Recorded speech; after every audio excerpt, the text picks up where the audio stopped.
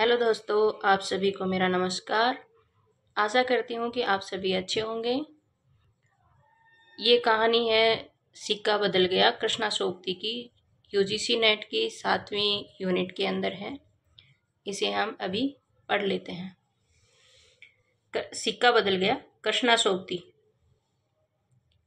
खद्दर की चादर ओढ़े, हाथ में माला लिए, साहनी जब दरिया के किनारे पहुंची तो वो फट रही थी। दूर दूर आसमान के पर्दे पर लालिमा फैलती जा रही थी। साहनी ने कपड़े उतार कर एक ओर रखे और श्री राम करती पानी में होली अंजलि भरकर सूर्य देवता को नमस्कार किया। अंजलि मतलब ये वाली अंजलि होती है, ऐसे करते हैं जो। अपनी उनिदी आंखों पर छींटे दिए और पानी से लिपट गई। जनाब का पानी आज भी पहले सा ही सर्द था। लहरें लहरों को चूम रही थी। वह दूर सामने कश्मीर की पहाड़ियों से बर्फ पिघल रही थी। उछल उछल आते पानी में भंवरों से टकराकर कंगारे गिर रहे थे। लेकिन दूर दूर तक बिछी रेत आज न जाने क्यों खामोश लगती थी। साहनी ने कपड़े पहने, इधर उधर देखा, कहीं किसी की परछाई तक न थी। पर नीचे रेत के अगणित पांवों के निशान थे। कुछ नया सहम सी उठी। आज इस प्रभात की मीठी निवृत्ता में न जाने क्यों कुछ भयावना सा लग रहा था। वह पिछले 50 वर्षों से यहाँ नहाती आ रही है। कितना लंबा अरसा है, साहनी सोचती है।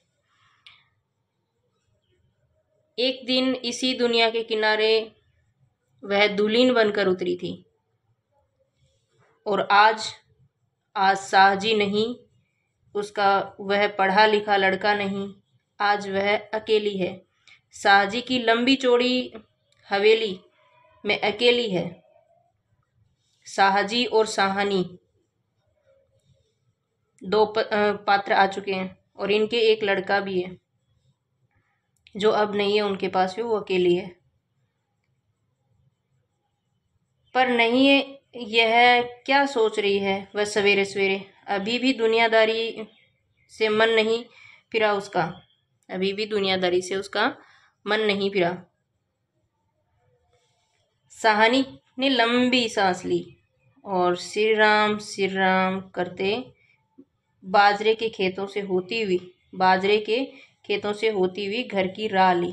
कहीं कहीं लिपे पुते आंगनों पर से धुआं उठ रहा था।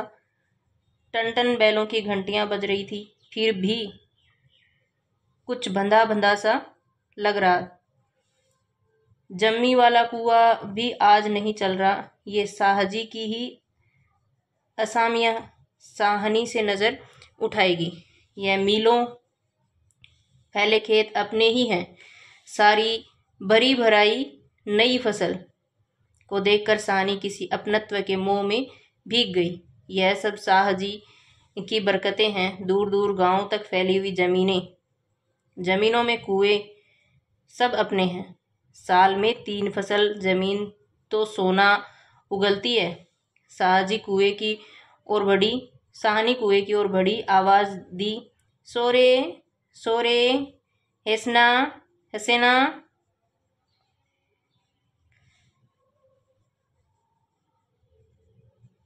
सेरे सेरे हसेना। सेरा साहनी का स्वर पहचानता है। वह न पहचानेगा? अपनी माँ जैना के मरने के बाद वह साहनी के पास ही पलकर बड़ा हुआ है। उसके पास पड़ा गंडासा सहटाले के ढेर के नीचे सरका दिया गया। किसके ढेर के नीचे? सहटाले के ढेर के नीचे। हाथ में हुक्का पकड़कर बोला, ए सेना। साहनी की आवाज उसे कैसे हिला गई।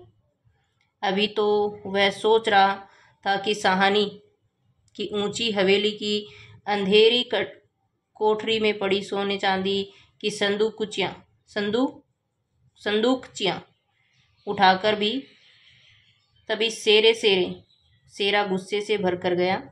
किस पर निकाले अपना क्रोध? सेरा गुस्से से भरकर गया है। साहनी पर चीख कर बोला, ए मर गई है, अब तू मौत दे।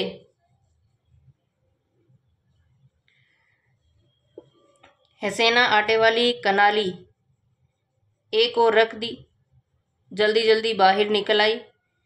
ए आई, ओ क्यों छावेले सुबह सुबह तड़पनाए। अब तक सहानी नजदीक पहुंच चुकी थी। शेरे की तेजी सुन चुकी थी।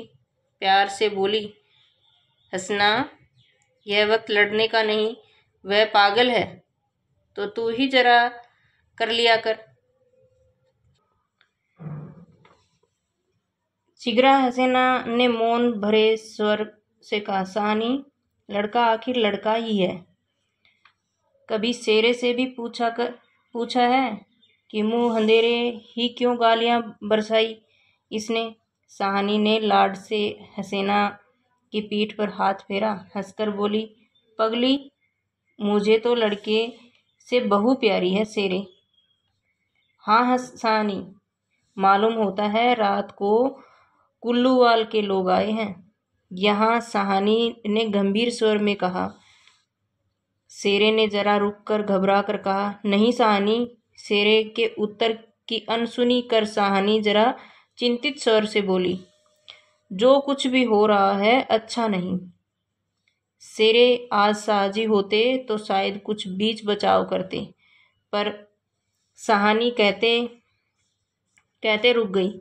आज क्या हो रहा है? सहानी को लगा जैसे जी भर आ रहा है। साहजी को छुड़े कई साल बीत गए, परंतु आज कुछ पिघल रहा है। शायद पिछली स्मृतियां। आंसुओं को रोकने के प्रयत्न में उसने हसीना की ओर देखा और हल्के से हंस पड़ी। और शेरा सोच ही रहा है, क्या कह रही है सहानी आज सहानी क्या? कोई भी कुछ नहीं कह सकता। यह होके रहेगा। क्यों न हो? हमारे ही भाई बंधुओं से सुध ले लेकर साजी सोने की बोरियां तोला करते थे। प्रतिहिंसा की आग शेरे की आंखों से उतर आई। गंडासे की याद हो आई। सहानी की ओर देखा नहीं कि शेरा इन पिछले दिनों में 30-40 कत्ल कर चुका है। शेरा कितने कत्ल कर चुका है? 30-40। परस्पर वह ऐसा नीच नहीं है। सामने बैठी सहानी के हाथ उसकी आंखों में तैर गए। वह सदियों की रातें कभी कभी साजी की डांट खा के वह हवेली में पड़ा रहता था और फिर लालटेन की रोशनी में वह देखता था कि सहानी की ममता भरे हाथ दूध का कटोरा थामे हुए। शेरे उठ पी ले। शेरे ने सहानी की झुर्रियों पड़े हाथ की ओर देखा तो सहानी धीरे से मुस्कुरा रही थी। शेरा विचलित हो गया। आखिर सहानी की ने क्या बिगाड़ा है हमारा? साजी की बात साजी के साथ गई। वह सहानी को जरूर बचाएगा, लेकिन कल रात वाला मशवरा वह कैसे मान गया? फिरोज की बात, सब कुछ ठीक हो जाएगा, सामान बांट लिया जाएगा। सहानी, चलो तुम्हें घर तक छोड़ आऊं। सहानी उठी खड़ी हुई। किसी गहरी सोच में चलती हुई सहानी के पीछे पीछे मजबूत कदम उठाता शेरा चल रहा है। संकित सा इधर उधर देखता जा रहा है। अपने साथियों की बातें उसके कानों में गूंज रही है, पर क्या होगा सहानी को मारकर? सहानी, हाँ शेरा चाहता है कि सिर पर आने वाले खतरे की बात कुछ तो सहानी को बता दे, मगर वह कैसे कहे? सहानी ने सिर ऊंचा किया और आसमान धुएं से भर गया। शेरे, शेरा जानता है कि यह आग है। जबलपुर में आज आग लगनी थी, लग गई। साहनी कुछ न कह सकी। उसके नाते रिश्ते सब वही हैं। हवेली आ गई। साहनी ने शून्य मन की ड्योढ़ी में कदम रखा। शेरा कब लौट गया उसे कुछ पता नहीं। दुर्बलता सी देह है और अकेली, बिना किसी सहारे के। न जाने कब तक वही पड़ी रही साहनी। दोपहर आई और चली गई। हवेली खुली पड़ी है आज साहनी नहीं उठ पा रही है, जैसे उसका अधिकार आज स्वयं ही उससे छूट रहा है। साहजी के घर की मालकिन, लेकिन नहीं, आज मोह नहीं हट रहा। मानो पत्थर हो गई हो, पड़े पड़े सांझ हो गई, पर उठने की बात फिर भी नहीं सोच पा रही। अचानक रसूली की आवाज सुनकर चौंक उठी। साहनी सुनो, ट्रकें आती है लेने। ट्रकें? साहनी इसके सिवाय और कुछ न कह सकी। हाथों ने एक दूसरे को थाम लिया।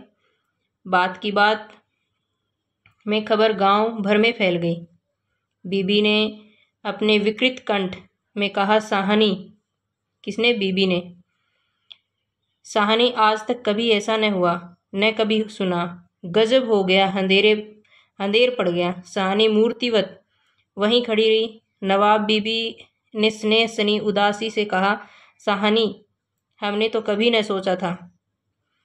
साहनी क्या कहे? उसने ऐसा सोचा था। नीचे से पटवारी बेगू और जेलदार की बातचीत सुनाई दी। साहनी समझी कि वह वक्त आन पहुंचा। मशीन की तरह नीचे उतरी, पर ड्योढ़ी न लांघ सकी। किसी गहरी, बहुत गहरी आवाज से पूछा, कौन है वहां? कौन है वहां? कौन नहीं, आज वहां सारा गांव है, जो उसके इशारे पर नाचता था कभी। उसकी आसमियां हैं, जिन्होंने उसे अपने नाते रिश्तों में कभी कम नहीं समझा, लेकिन नहीं, आज उसका कोई नहीं। आज वह अकेली है। यह भीड़ की भीड़, उसमें कुल्लूवाल के जाट। भीड़ की भीड़, उसमें कुल्लूवाल के जाट। वह क्या सुबह ही न समझ गई थी? बेगू पटवारी और मसीत के मुल्ला इस्माइल के जाने क्या सोचा। साहनी के निकट आ खड़े वे। बेगू आज साहनी की ओर देख नहीं पा रहा। धीरे से जरा गला साफ करते हुए कहा, साहनी, रब्बू नू यही मंजूर सी। साहनी के कदम डोल गए, चक्कर आया और दीवार के साथ लग गई।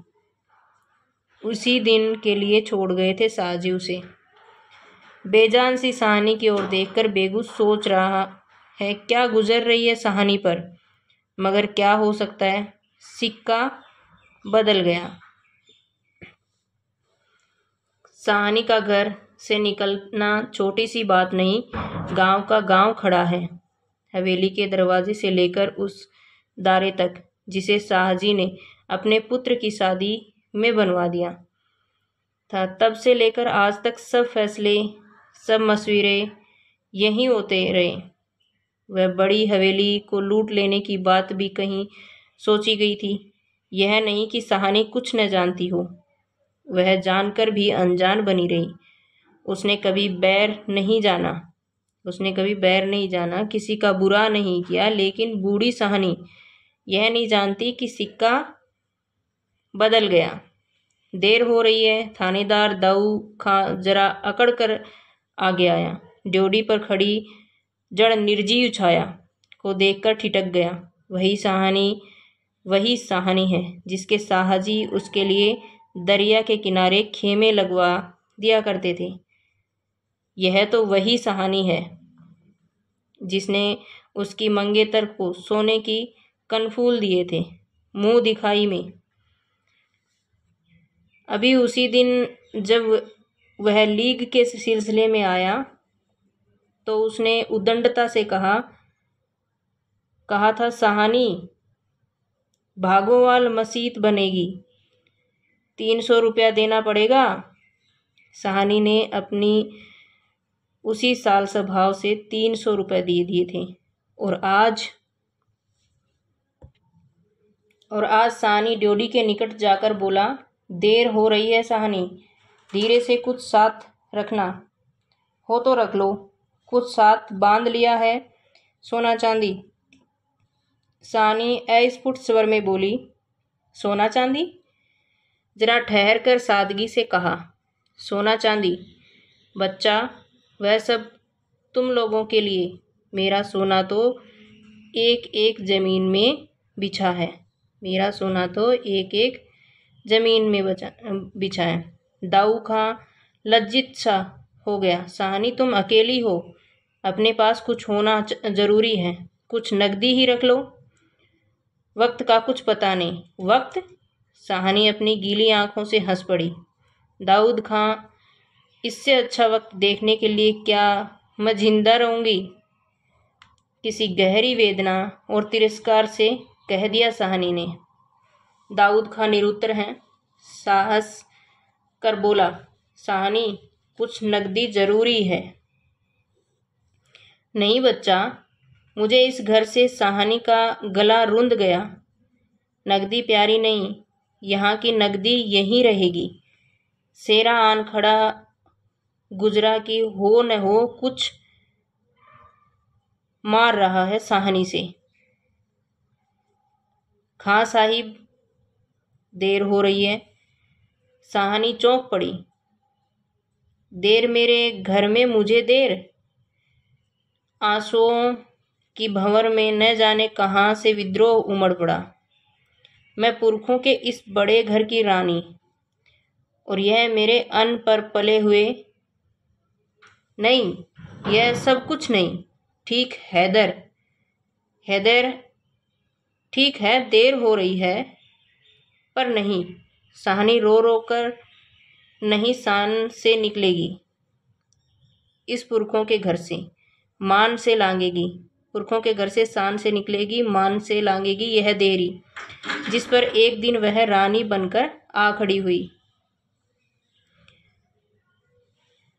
हुई थी। लड़खड़ाते कदमों को संभालकर सहानी ने दुपट्टे से आंख पूछी और डोडी से बाहर हो गई। बड़ी बुढ़िया रो पड़ी। किसकी तुलना हो सकती है? किसकी तुलना